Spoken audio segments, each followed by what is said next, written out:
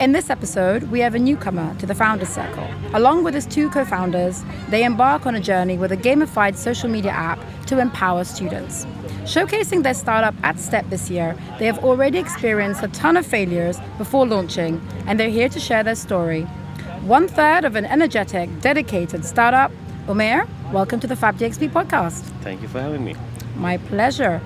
Okay, now we're going to get right into it because we don't have that much time and there's a lot I want to get in with you. So Absolutely. I met you guys and the instant thing that came to me was you're passionate about what you do. Yeah. You're driven, you've started this journey, and you are 3 people. Yeah. So I want to get to know a little bit more in terms of TWE. Tell us in a nutshell what it is and what's the gap that it's filling.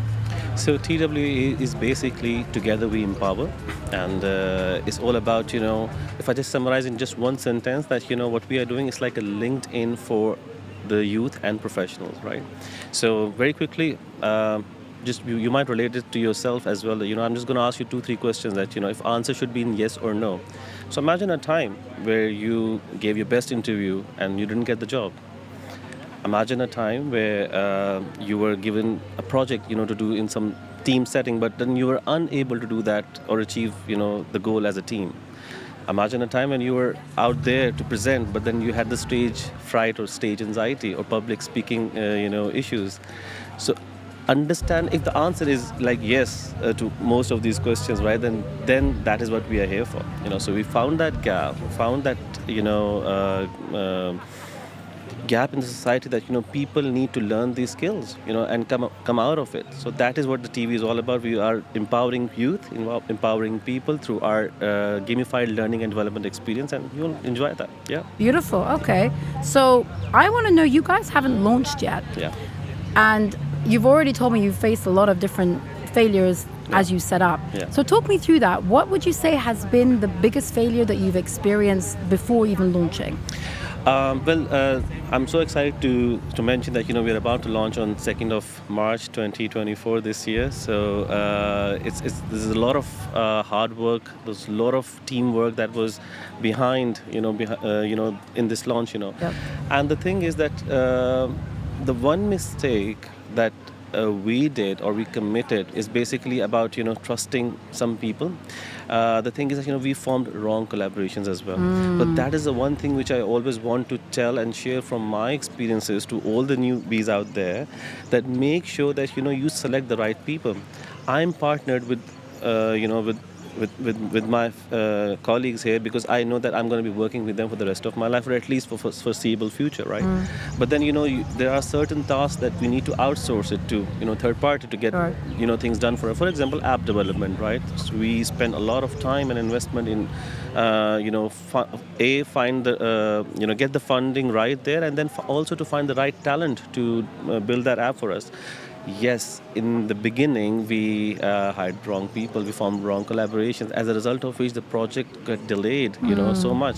So this is the one thing which I tell to people out there, that, identify the right people to work with. And that is something which I want to just give it out there to the people, that, just do not make mistakes by just rushing into things, right? Just take your time, assess what is required to be done, and then, lead ahead. So let's say I think it was a developer that you worked with that didn't match with what you wanted to create. So the mistake you made, what were those specific mistakes? Did you not ask them enough questions? Did you not follow through? Did they not hit the milestones? What was the actual mistakes you made? I think we got too excited. When I say I got too excited, that means that, in the pursuit of getting this app developed as soon as we can, we just hooked on to the next opportunity that we got. We got these group of app developers referred to us, by some of our peers and colleagues, right? Yeah. And we were just like quite rushing into it, right? I think that is the mistake which not just me as a team have done and committed, that, okay, we just rushed onto the first opportunity that we got. We should have done the due diligence. We should have, waited and evaluated other options as well, other proposals as well. So you didn't go to any other potential I have developers? To commit, I have to stay authentic, Yeah. we didn't really spend much time evaluating other options, and we just went ahead with the first option that we got. So your recommendation would be, before you commit to anyone, do your due diligence in terms of check if they're the right match for you by getting alternatives and compare them. Obviously, you can't compare one team to another team because they have a different experience, or have a different price point in terms of different backgrounds, but you can try to see which one's the right match. Absolutely. And I think the key here is your excitement. Hold on to your excitement, but then, just boil it down to a little bit that, just don't miss out on things by just being over enthusiastic. Stay enthusiastic.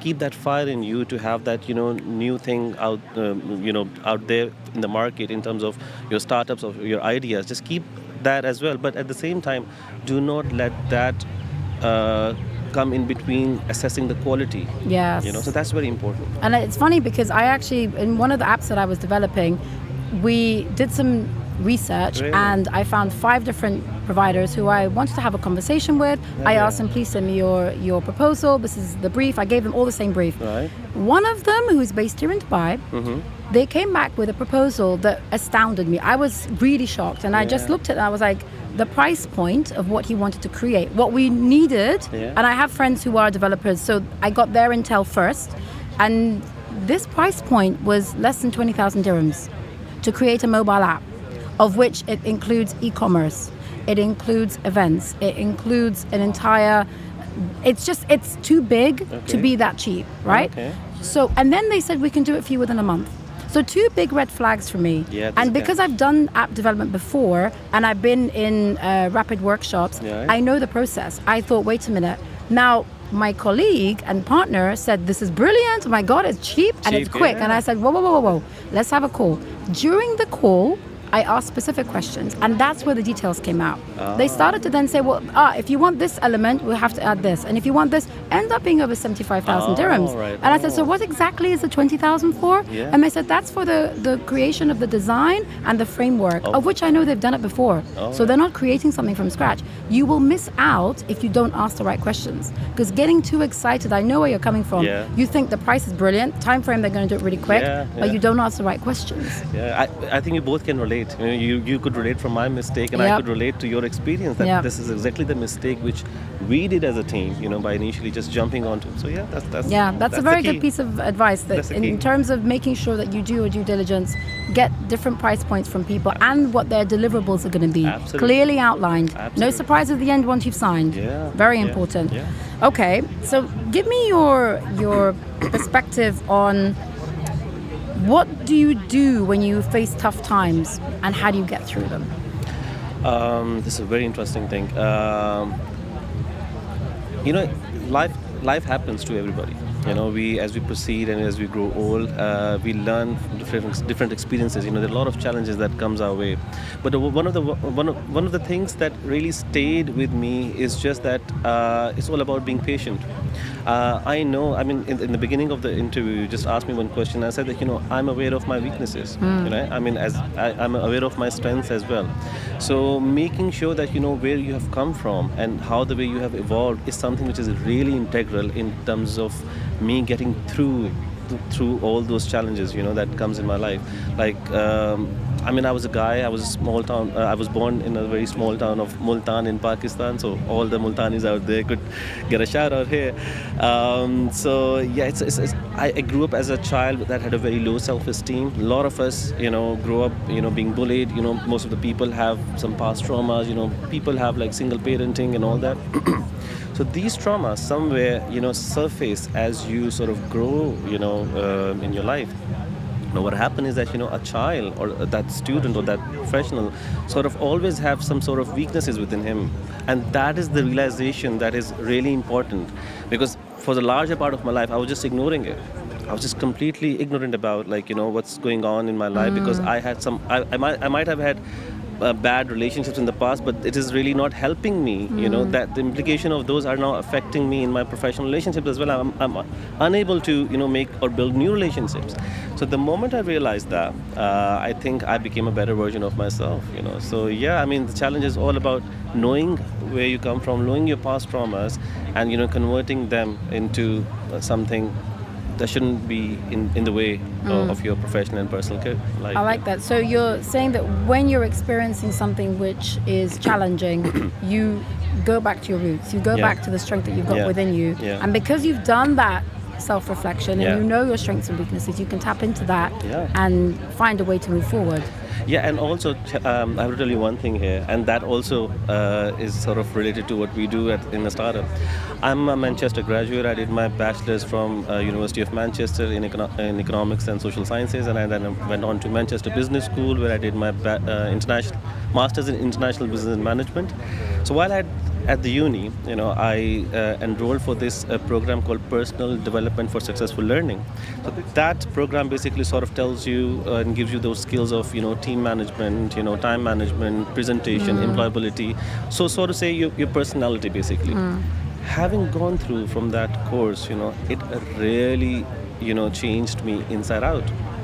I had weaknesses. I had communication issues. When I went and because I am a certified personality development trainer and a career coach myself ever since, I was a new person altogether, and that is the reason why I thought that we need to do something. If I have acquired these skills, through some certifications or anything, through my experiences, I now need to give it back to the society.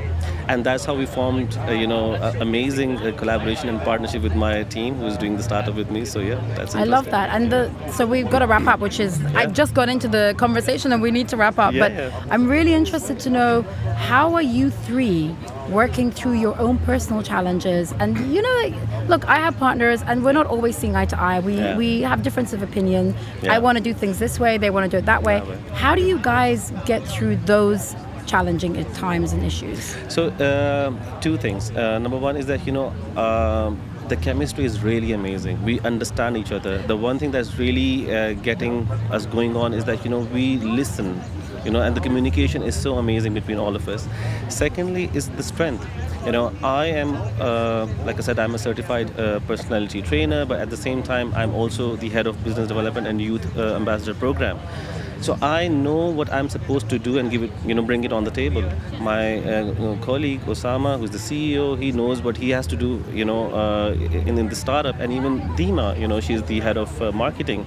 So we are very well aware of what we are doing and what strength are we bringing in, on the table. So that is something that the match is really amazing, and so I'm looking forward to a big launch with this team. So it's a good team that we have. Yeah. Love it. Well, I do wish you the very best. I can see your commitment. I can see that you're excited about this, and it's a new venture, which I think all of you have the vision to create. Yeah. Now let's get it out there and see what you make of it. So I'm excited about this. Yeah. Thank you for giving me your time. I really appreciate it. Thank you for sharing your insights at such an early stage of the journey. Yeah. But hopefully, inshallah, we'll have you in a couple of years' time as well, once this is up and running, and you can share how it's evolved and developed. And I think you already, the three of you, are able to cohesively bring an idea together. And I saw the energy, which is why I invited you to come and have a conversation with me, because your energy it's clear, it's bright, it's illuminating. Absolutely. And I think you guys, you have something special. Perfect. Thank you for having me here. It's an absolute pleasure, and you have to make it to our launch event, Definitely. I'll be there. Count me in. No worries. Lovely. So thank you, Umair. I really appreciate it. Cheers. Guys, that was the first session of the day. Hang in there. We've got a few more really exciting ones coming up too. So we'll catch you later.